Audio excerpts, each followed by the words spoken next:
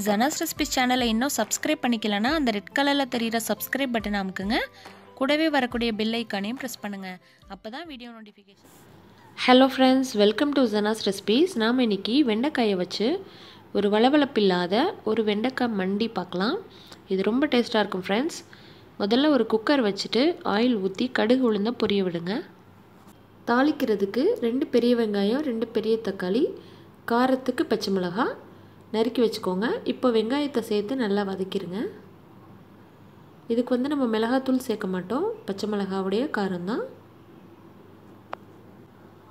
வெங்காயம் நல்லா வதங்குற சமயத்தில் கருவேப்பிலை இருந்தால் நிறைய சேர்த்துக்கோங்க, நல்ல ஃப்ளேவராக இருக்கும்.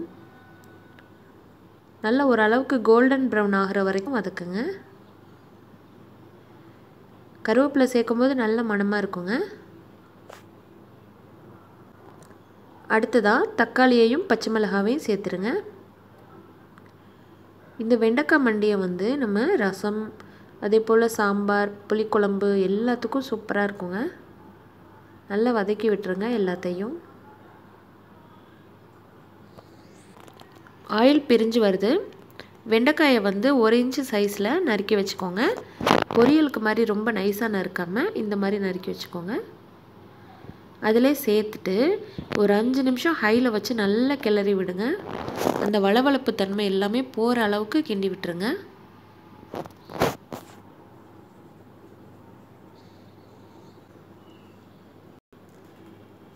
பாருங்கள், அந்த வலுவலுப்பு எல்லாமே போயிடுச்சு. வெண்டைக்காயை வச்சு இந்த மாதிரி ஒரு மண்டி செஞ்சு பாருங்கள், ரொம்ப வித்தியாசமான டேஸ்ட்டாக இருக்கும். இப்போது இந்த காய்க்கு தேவையான சால்ட் ஆட் பண்ணிடுங்க.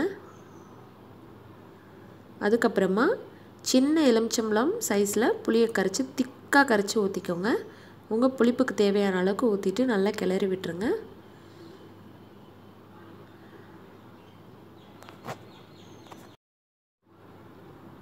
புளி சேர்த்த அளவுக்கு தண்ணியையும் சேர்த்துருங்க.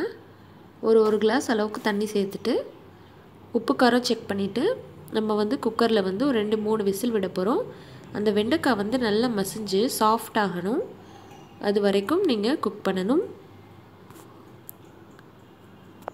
2 விசில் கழித்து ஓப்பன் பண்ணி பாருங்கள். வெண்டைக்காய் நல்லா மசிஞ்சு சாஃப்ட் ஆயிரும். அவ்வளோதாங்க, நம்மளுடைய வெண்டைக்காய் மண்டி தயாராகிருச்சு.